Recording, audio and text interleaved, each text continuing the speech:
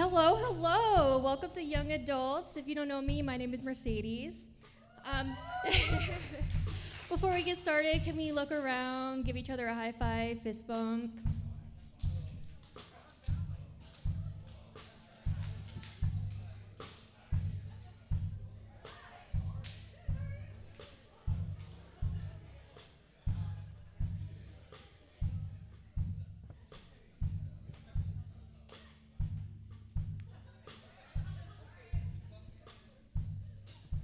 All right, thank you for joining us for week 3 of Crazy Faith. If this happens to be your first time here, welcome. We'd love to have you here.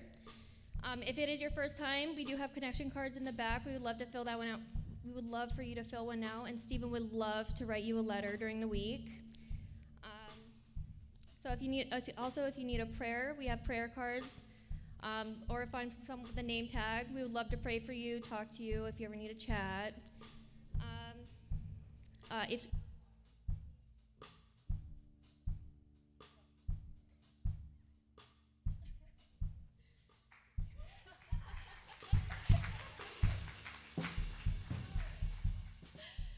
Also, you can follow us on social media, Instagram, YouTube. If it happens to be a Wednesday you can't make it, just check us out on YouTube. We record live, as well as you can watch it later in the week.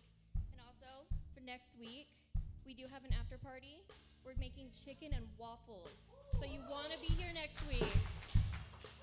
So that's it. Let's continue in worship.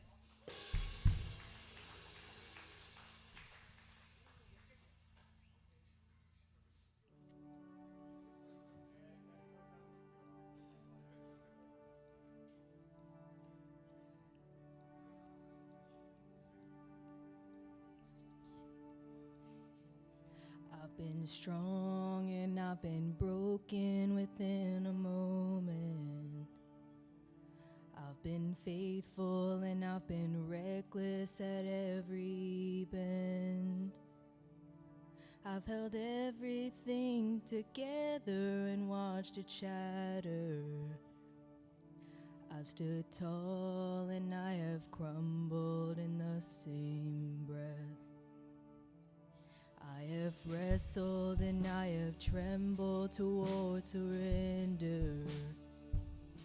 Chased my heart adrift and drifted home again. Plundered blessing till I've been desperate to find redemption. And every time I turn around, Lord, you're still there.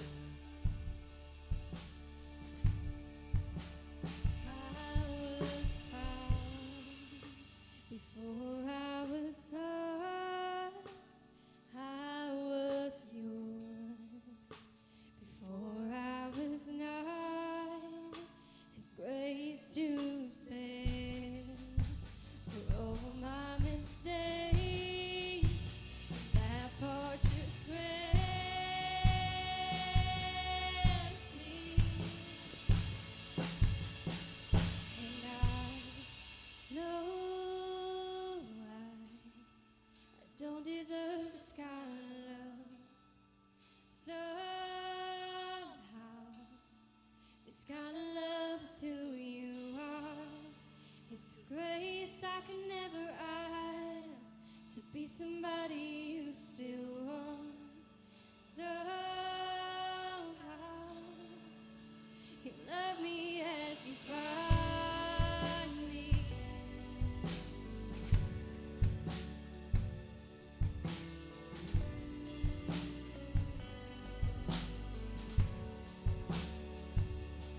Who am I to think your glory needs my praises? But if this borrowed breath is yours, Lord, take it all. You are faithful and you are gracious, and I'm just grateful to think you don't need a single thing, and still you want my heart. I was found before I was lost. I was yours before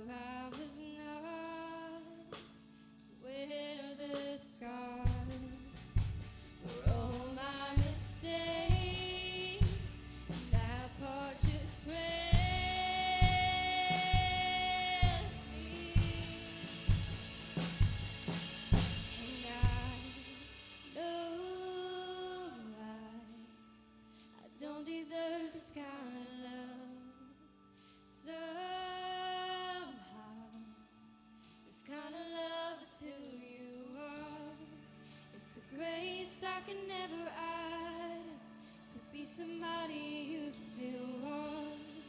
Somehow you love me as you find me.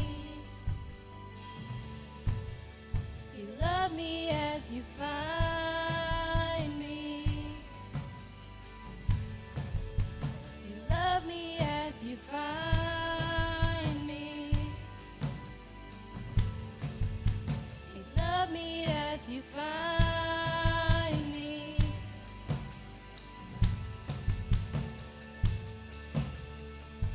Your love's too good to leave me here.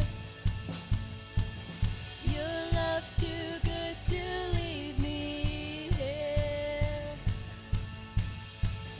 Your love's too good to leave me here. Your love's too good to leave me here. If you want my heart, I won't second guess, 'cause I need your love more than anything. I'm in, I'm yours, your love's too good to leave me here. Your love's too good to leave me. If you want my heart, I won't second guess, 'cause I need your love more than anything. I'm in, I'm yours, your love's too good to leave me here. Your love's too good to leave me. If you want my heart, I won't second guess, 'cause I need your love more than anything. I'm in, I'm yours, your love's too good to leave me here. Your love's too good to leave me. No, I don't deserve this kind of love. Somehow this kind of love is who you are. It's a grace I could never add to be somebody you still want. Somehow you love me as you find.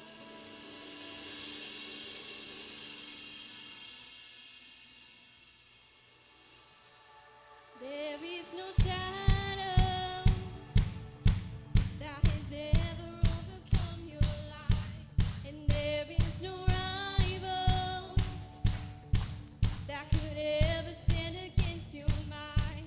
You've always been with us. Every battle you've already won. Oh, you've already won.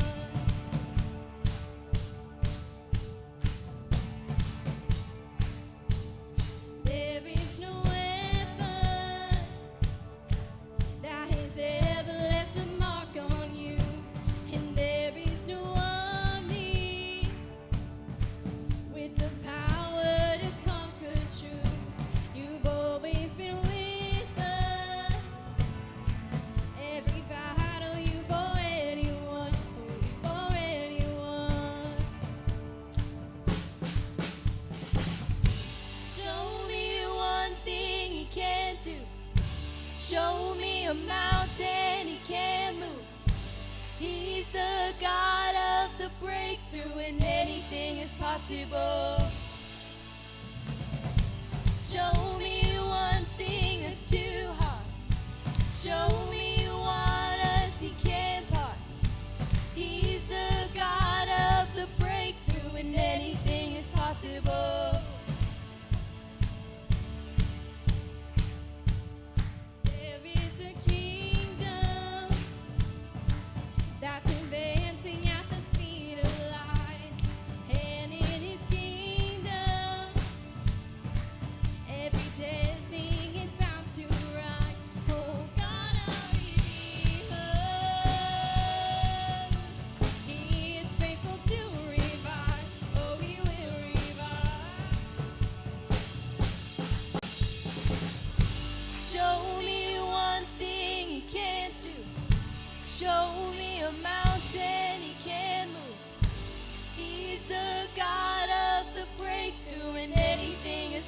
possible. Show me one thing that's too hard. Show me waters he can't part. He's the God of the breakthrough, and anything is possible.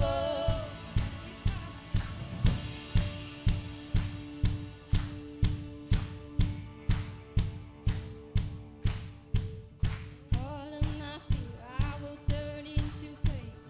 Shake off despair as I sing out your name. A victory dance, I will dance out in faith. I will crush disappointment and break every chain. All of my fear I will turn into praise. Shake off despair as I sing out your name.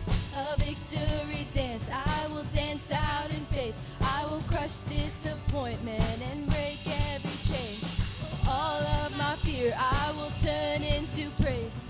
Shake off despair as I sing out your name.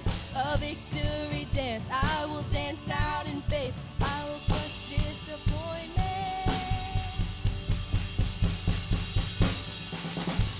Show me one thing he can't do. Show me a mountain he can't move. He's the God of the breakthrough, and anything is possible. Show me one thing that's too hard. Show me waters he can't part. He's the God of the breakthrough, and anything is possible.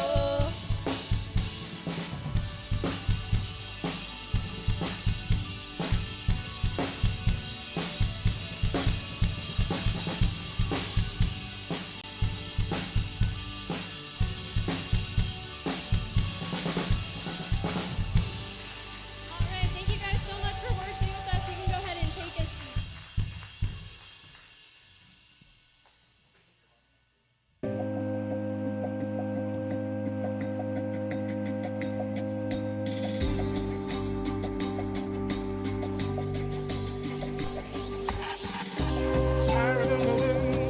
I remember when I lost my mind.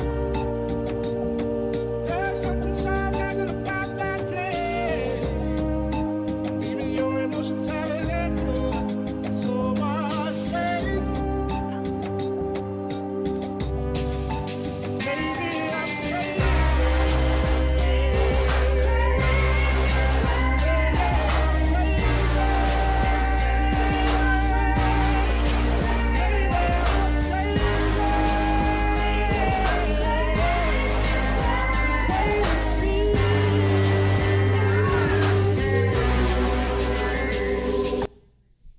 Hello, how is everyone doing this evening? You guys doing all right? Yeah. Good.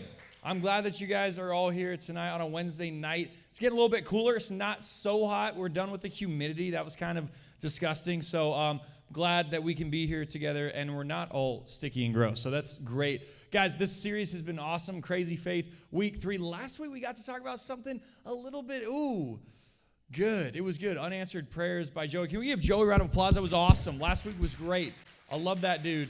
He is awesome. This week, we're talking about something a little bit spicy, man. I'm not afraid to offend people tonight because I feel like if you get offended, it's a good thing because it's like you were tracking with me, and sometimes we all need a little bit of conviction. Amen. Amen, Melissa. So, exactly. We are going to be talking about something good. But before we get into that, real quick, turn to the person next to you. Tell them your biggest pet peeve.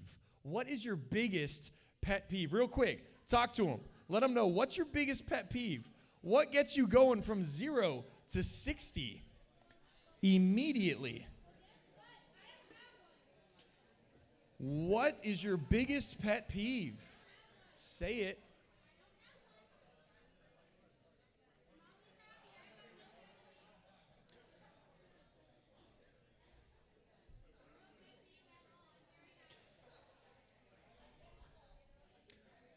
I would wager that most of you have something. We're all so happy. We're all smiling.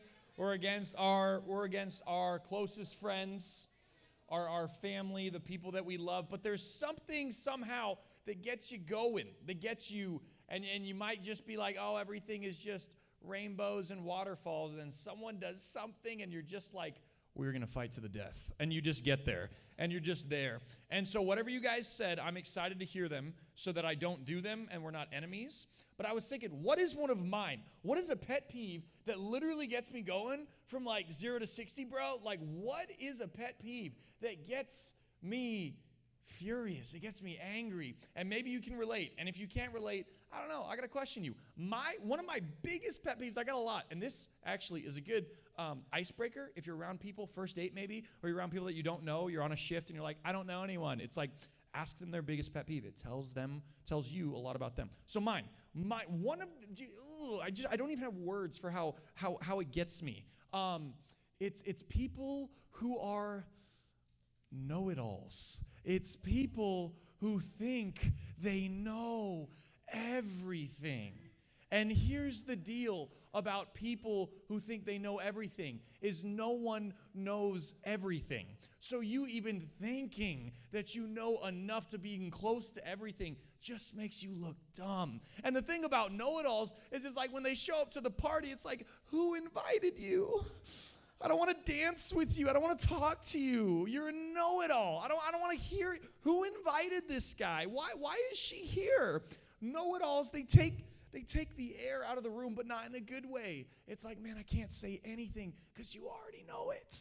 Guys, I've met people that go so far. So I've told you, I have type 1 diabetes. There are people that I'll be talking to don't have the disease. They don't have a degree in medical endocrinology. They don't even have a degree. And I'll be telling them about my life, and they're like, yeah, I know. No, I know exactly. Yeah, I know.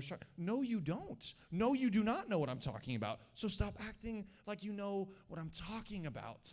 And it just gets me that you can't say anything because it's like whatever I say, you're just going to be like, oh, right, yes.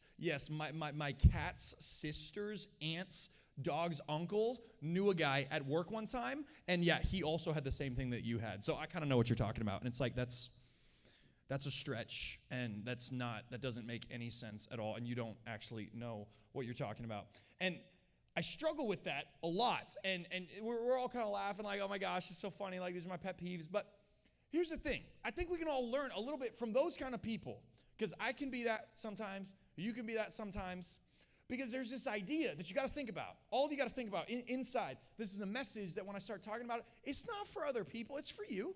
It's for you and it's for you and all the rest of you guys. This isn't a message where you're like, oh my gosh, my sister, she should have been here tonight. This is something that she needs to hear. No, homie, this is something you need to hear. And this is something all of you guys need to hear. See, here's the thing about know-it-alls. And here's the thing about that being just in existence on the earth. We all like to be right. We like to be right. And I would wager that most of us like to be right more than we like to be wrong. And you might not be as outspoken as some other people, dare we say what they are, but you might have some part of your day, every single day, where you want to be right. You want to have the answer to the question. You want to look good saying it. And you get to that point, you're like, oh, everyone listen. I took a social studies class in 7th grade. I know this. And it's like, why? No one asked you to say that. And here's the thing.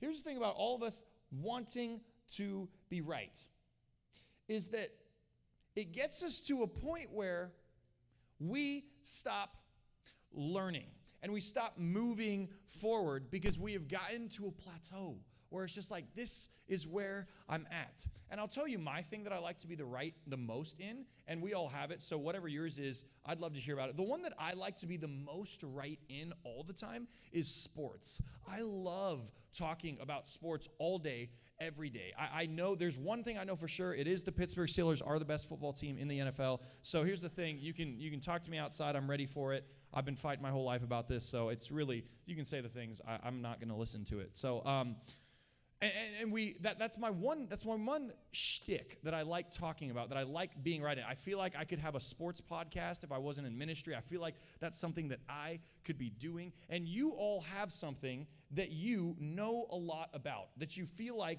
you could be a know-it-all at, something that you know the most in. Some of you guys might be in nursing. Some of you guys might be in business, going into school for that stuff. Maybe that's the thing that you like talking about. And we have all become so comfortable. Everyone say comfortable. We have all become comfortable in whatever kind of bed you like to sleep in. I like firm, but it doesn't matter. We have all become comfortable with being right. With being right all of the time. And this goes in arguments too. When you're talking with people, we have ended friendships in the most pettiest of ways. Because one thing, it's not really about what you're talking about. It's at the end of the conversation, you both felt like you were right. And you both couldn't agree on something. I hear it all the time. And it's like, we're not friends. And it's like, why are we not friends? Because of that? That doesn't even make sense. We have all become so comfortable with being right. And have you ever noticed how far we go to be that way? Like, I will get myself into an argument because I'm one of those guys, I don't know about you guys, I like to stir the pot. I like to get things moving. I like to get things going. It's like that meme where it's like no one, and it's like seriously no one, and then something, and it's like you just say it for no reason. It's like, if it's too quiet, why not just throw something mildly, out there just to see what happens, And it's the funniest thing when people actually take that seriously, and it's like, oh, see, what you're doing here is like, yeah, you're serious, and yeah, you're mad, but that's just part of the joke now. Now I just want to keep throwing even more gasoline in this fire because I like to see what you're going to do if I just go one more level. And they're like, seriously, stop. That's like really annoying. But it's like, but you're adding to the joke now. Now I just have to keep going. And at the end of that, it's like, man, this is so, only a few people can take that. That's why my humor offends some people. But here's the thing. We get so comfortable with being right that we will go to all levels to make sure that we don't look wrong, to make sure that we know what we're talking about, even when we don't.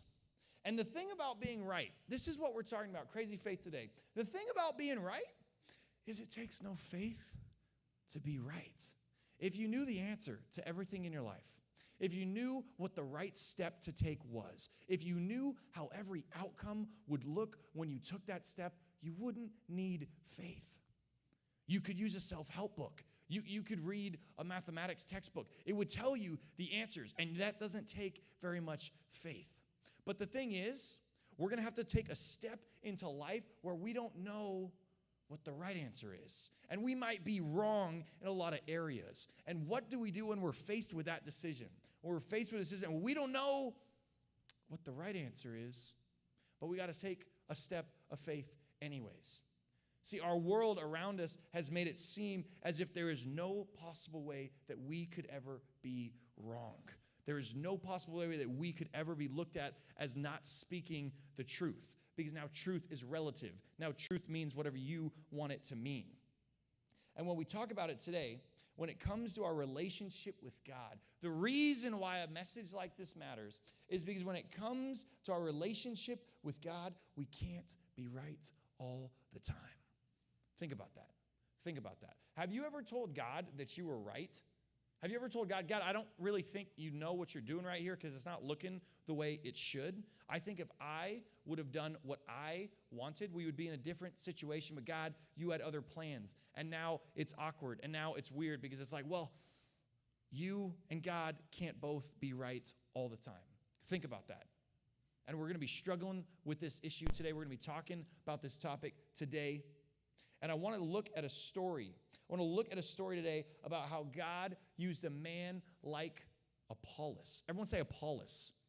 It's not one of those names that you're going to hear like in a baby book, like, ooh, what's a cute boy name that starts with A? Apollos. It's like, no, it's not.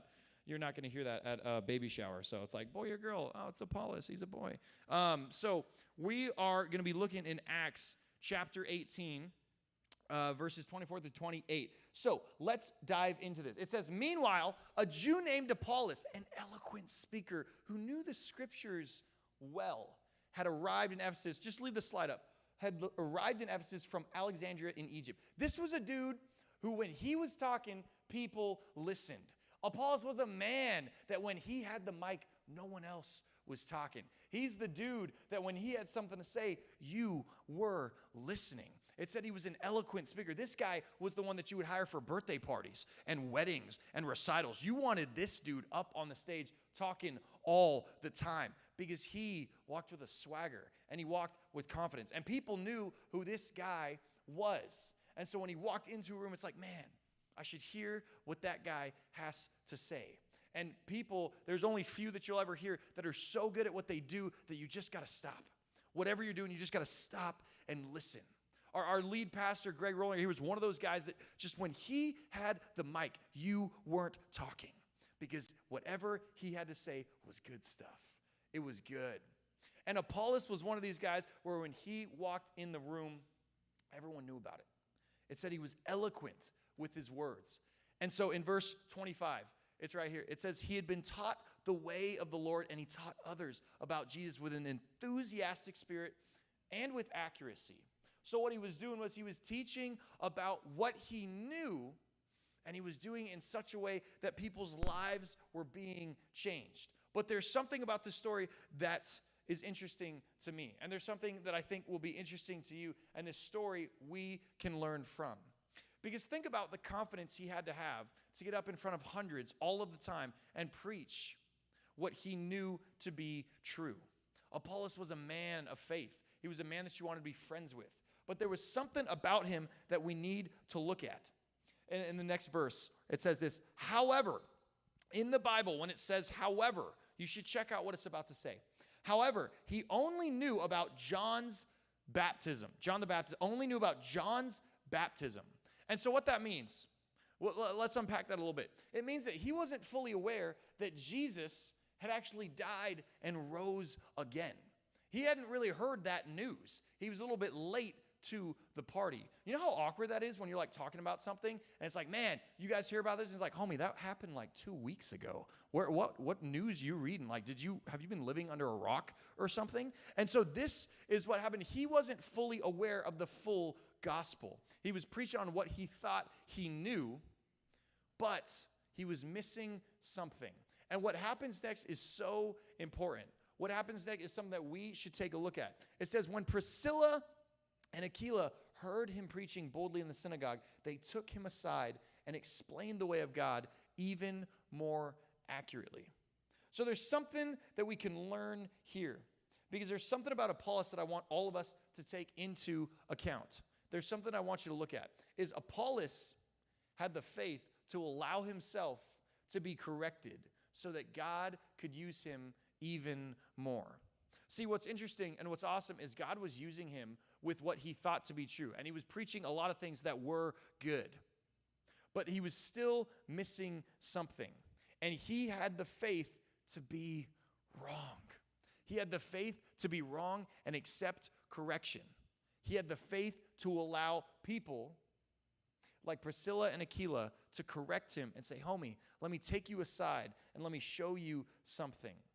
Let me explain something to you so that you can be used by God even more. He allowed himself to be corrected. And so as we think about this story can't be easy. It's always awkward when you're up in front of people and you're saying something and you're saying it with such confidence and you realize later on, ooh, man, I might have been off a little bit. It's like every class presentation ever. Those are like the most nerve-wracking days of our lives in middle school and high school. We would get to like class presentation and we're there and it's like, I'm like sweating through my shirt. You know, you'd go in through like a gray shirt and at the end it's like, don't raise your arms up because you've been up there and you're so nervous. And so he was preaching on something that didn't know, that it wasn't the full truth.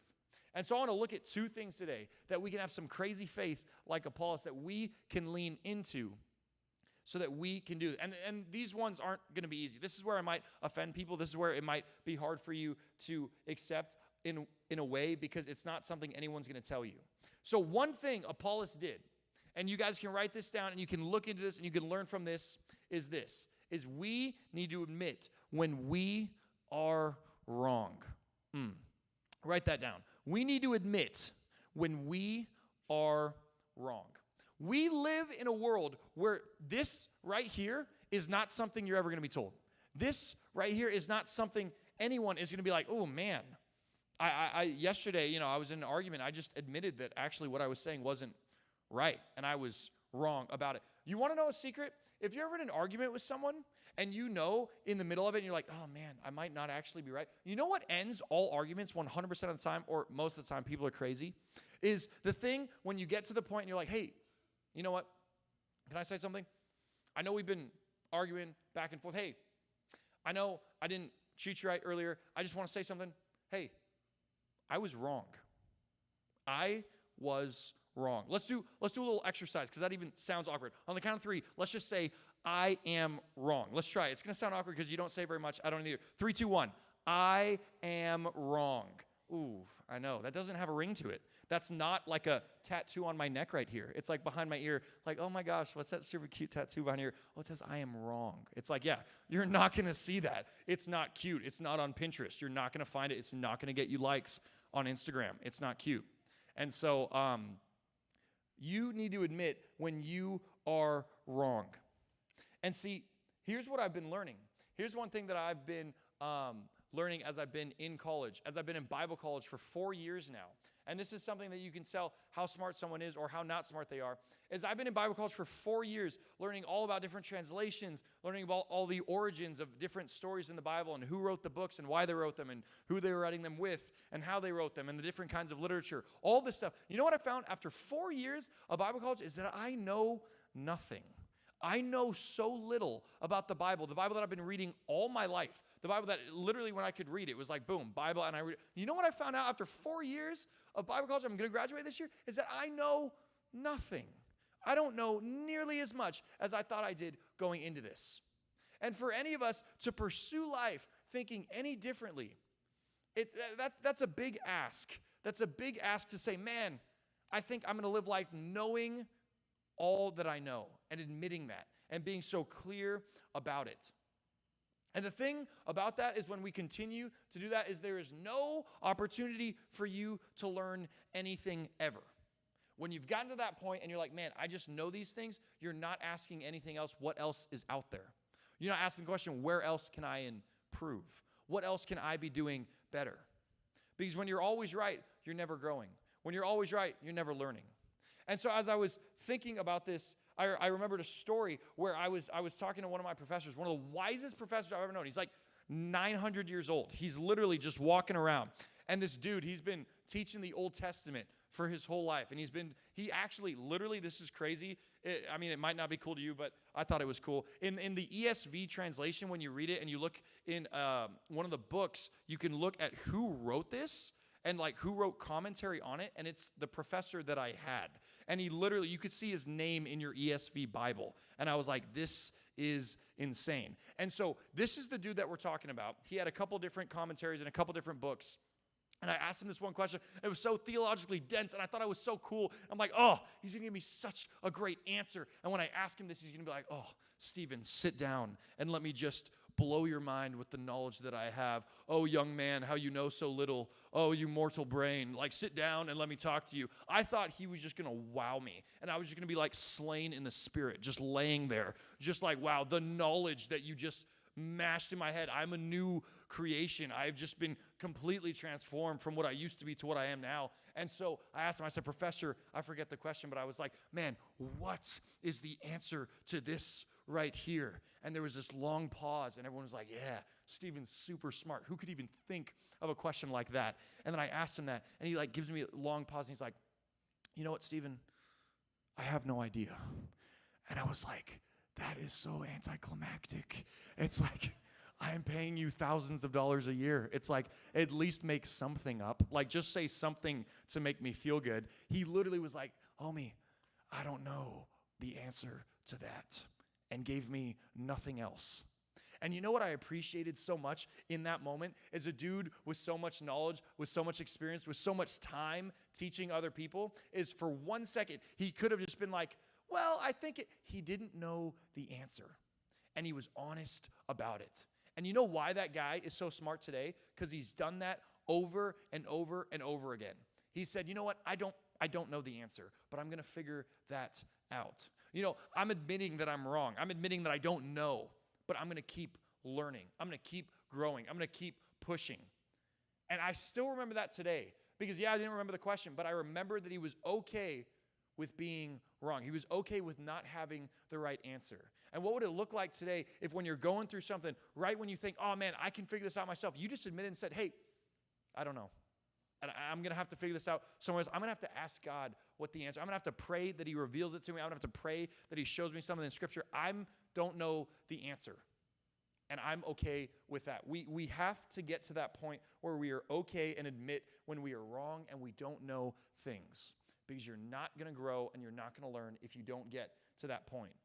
Now, that was a little bit easier than this next one. Because, yeah, you can admit, you're like, okay, yeah, I don't know the answer. Yeah, I'm wrong. Okay, yeah, I'm sorry. Yeah, I chewed you out in front of all your friends and made you look really dumb. I'm sorry. My fault. I was wrong. We can do that. Because we get to decide that. We can now say, I was wrong. I am sorry. That is my. Have you ever realized how hard it is for people to say sorry these days? Have you ever realized how difficult it is for people to mutter those words? I'm sorry. You know how difficult, you know how people will literally you'll be arguing and you get to the end of the argument and you get to the conclusion and they're like, well, I didn't actually know what we were talking about, so I'm not necessarily wrong. I just am not right. It's ridiculous. But we need to admit when we were wrong. But secondly, this is the one that might make you feel a little bit awkward, is we need to become comfortable with correction. You can admit that you're wrong, but we also need to be corrected in the things that we do. We need to be corrected in the way that we live. We need to be corrected in the way that we talk to people, in the way that we pursue people, in the way that we do things every single day. We need to be comfortable with correction. We're so comfortable with being right. We're so comfortable with knowing it all. But are you comfortable with being corrected by God, being corrected by other people? See, when we can be corrected, we can be mended. When we can be corrected, we can be changed. We can be changed into something that we never were before. But we have to be comfortable with that and okay with that. And what does comfortable look like? What does comfortable with correction look like? It means when someone says, hey man, I think you could have done that a little bit differently. Hey, I think when you said that over there, it kind of hurt their feelings and you could kind of change that a little bit. Or, hey, maybe the reason why you keep doing this is because you aren't doing it the way you should. And the way that you can grow and become comfortable with correction is when they say that to you right then and there, you're like, you're right.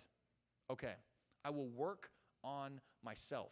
I will look into my heart, my mind, my life, and say, what can I do better? You can allow yourself to be corrected. You can become comfortable with correction. But we live in a world where someone corrects you, and the first thing that you do is you defend yourself. You defend yourself. And they're like, you know what? I think you could have done this a little bit better. It's like, well, I only did that because this is how I was taught. Or I only did this because I had 4 hours of sleep and I went to get my pumpkin spice latte and they were out. And it's like, okay, why? Oh my gosh. The absolute worst is when you tell them something and they bring up something personal. They always have it in the back of their heads. It's like, oh yeah? Oh yeah? Well, when I was 4, my cat got hit by a car. And it's like, okay. First of all, I don't care. It's a cat. Secondly, it's like, thank you. Yeah, thank you. Yeah, amen, brother. Amen. See, you correct people and they get defensive. And they start fighting you for trying to help you out. If you have friends in your life that want to correct you, those are good friends. Keep them around. If you have friends that have the audacity to pull you aside, hopefully privately, like Priscilla and Aquila did. They didn't say they pulled Apollos in front of everyone and said in front of everyone, hey, bro, you're wrong. They pulled him aside and said, hey, can we teach you something? Can we let you know a little bit more about what you might be missing? And the thing about being corrected is I remember so much more about being corrected than I remember about being complimented. People can compliment you all day. Hey, nice job up there. Hey, that was really cool what you did. Hey, nice save in the game. Hey, cool goal. Hey, nice raise. Really cool job that you just got. Hey, really cool. I like your hair. Hey, I like your shirt. But you know what you remember the most is when someone says, hey, I didn't like that. Hey, I didn't like the way you said that. Or hey, when you did that up there, I wish you would have changed it a little bit. I remember those things so much more than any compliment anyone has given me, because the thing about compliments is they don't make you change. The thing about correction is you have to do something with it. When you get corrected by God, when you're reading scripture and you disagree, it's okay to disagree with Jesus as long as you let him be right. You can't be right and Jesus can be wrong. That's not the way that relationship works. See, when you are corrected, you have an opportunity to change. That's not your opportunity to defend yourself. That's not your opportunity to fight someone. That's not your opportunity to throw in just that personal story that you've been holding back this whole time. That's not how that works. Because when you bring that up, now none of us can argue, and it's no fun at all. See, we need to become comfortable with correction. The same you, this might hurt, but if you might be wondering why you're always in the same season, why you haven't changed in the last 5 years, why everything you feel like should be yours isn't yours, maybe it's because you've been trying to do it the same way the whole time, without letting any correction, without letting any change to your life. And the thing about that is, you do the same thing, you get the same results. You're the same you do the same thing, you have the same habit, you have the same mistake that you keep on doing, you're going to get the same result. And that's not something some people are ready to talk about. You put that on social media, you get absolutely 0 likes. It's like you put that out and it's like, oh, you unfollow. Because you're saying, I can't be myself. I can't be. No, it's the things that we do that we need to be corrected on. See, the more we let God be right and us be wrong, the more God can use you. Think about that. If you're wondering why God isn't using you, are you trying to be right the whole time? Or are you trying to be like Apollos and say, you know what? I didn't know everything. You know what? I could have changed. Maybe when we do that, we'll have different results. See, I played soccer for like my whole life. That was kind of like my lifelong sport. Anyone here play soccer? Cool. All right. Yeah, you like soccer? Cool. Who just played sports in general? Who played sports growing up? Okay, cool. Nice. And never mind, for a different story. I was going to say something that was just to stir the pot again, but I'll wait till after service. So one thing I hated so much about sports, I loved being active. I loved being fit. I loved running around. I loved the team that you were a part of, the community that you got to build, how you always were fit, how you always were having fun. One thing I hated about soccer, and I remember it in my head very detailed, is when you would just get chewed out by your coach.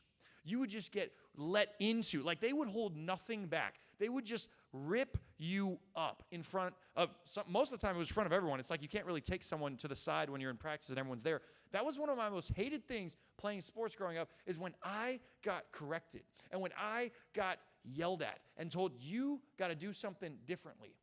And I always take it so personally. And I always take it so personally. I always be like, why are you saying these things to me? Why me? Why not talk to them? Yell at them. They also did this stuff. And then one of my coaches, after he continued to chew me out, he stopped and he's like, do you understand why I'm doing this? Do you know why I keep correcting what you're doing? It's because I believe in you. And it's because you have potential. And it's because I know that you can succeed. But if you don't change these things, if you don't change what you're doing at this part of your game, you're not going to get any better. And when he said that to me, it kind of changed my perspective on correction. It kind of changed the way I thought about my growth in sports and my growth in life. Because he took the time to correct the things I was doing wrong, because he knew if I allowed him to do that, I could be so much better than I already was, than I felt like I was. I could be so much better. And right now in your life, be thinking about, make this message personal right now. Make this message, where in your life do you feel like you're stagnant? Where in your life do you feel like you just still can't get any better at, that you're still struggling with, that's still an issue, and every time you look back at it, you haven't gotten any better at it? Where in your life do you need to let the Lord start correcting and changing you and moving your heart to be more like His? Where in your life is that for you? And once we find that, I believe you'll have different results. See, after Apollos was corrected, he continued to move and talk to even more people, proclaiming the full gospel, proclaiming that Jesus died and rose again, and that salvation was given freely to those who accepted it. He was able to do more than he ever did before because he let himself be corrected. He didn't defend himself. He didn't try and change their minds. He wasn't saying how all of them are wrong. See, he allowed himself to become comfortable with correction. And I promise you one thing, if you can make that your mantra for this week, for this month, for this year, and every time someone close to you, every time you're reading the Word of God and you feel like you might be corrected, let them. And if you do that, I promise you'll be different. You'll be changed from the inside out because you will have to take into consideration what you've been doing and how you can be doing it differently. And when we do that, we will be new creations. God will be able to transform us. Because right now, a lot of us want to be in the driver's seat. Right now, a lot of us just want to be in full control of our life. And someone told me that this is super good. And this is a quote that you can write down. You can either have control or you can have growth. But you can't have both. Think about that. You can have all the control in your life. You can control everything that you do. And you can have growth, but you can't have both of them. See, that's the issue. When we let go, and this is going to sound super cliche, you can fight me. When we let go and let God, there it is, we can be made new in him because he's the one calling the shots now. He's the one correcting us. He's the one mending us and molding us into who he wants us to be. But when we're calling the shots and we're always right and we're not allowing Jesus to come in and radically disagree with us, you're going to be the same you than you always have been. You're going to have the same habits that you've always had. I'm going to be the same me that I've always been unless I allow the Lord to change and correct me and humble me and I become comfortable with correction. See, you will live lives with less conflict. You will live lives with more fruitful relationships because you're not trying to fight everyone that comes in to help them, to help you. We won't be leading our own lives anymore because God will be the one in control. So I challenge you this week. Think about where can you become comfortable with correction? Where can you start allowing your walls to be broken down and saying, you know what? I want to be new. I want to be made new. I want to be a new creation. And God, I want you to call the shots. Let's step into the will of God this week and continue to allow him to mend and mold and change us. Would you guys bow your heads and close your eyes? God, I thank you so much for the opportunity that you give us to come here every Wednesday night and just hear from you and just talk to the people and community with us. But God, I'm asking to pray a crazy prayer of faith this week. To ask God, I'm asking you, God, right now that you would continue to change and mold us and that you would let us be comfortable with correction. We live in a world where it's so easy to be comfortable with being right, be comfortable with looking good, be comfortable with looking smart. But God, I want you to come in and correct what we're doing so that we can live lives more fully lived for you. God, come into our hearts. Make us new today. Let us continue this path of righteousness with you. God, we love you. We praise you. And everybody said, amen. All right, next week we got our after party, after service. We got chicken and waffles. I talked to our head chef, Mr. Zach Frank. He's going to cook something up crazy, off the chain hook. I know, that's a crazy word. So make sure you're here. Bring all your friends. And Pastor Darius is bringing the word. So if you don't know him, you're going to know him by next week. Pastor Darius is coming. So come next week. I will see you guys then. See you later.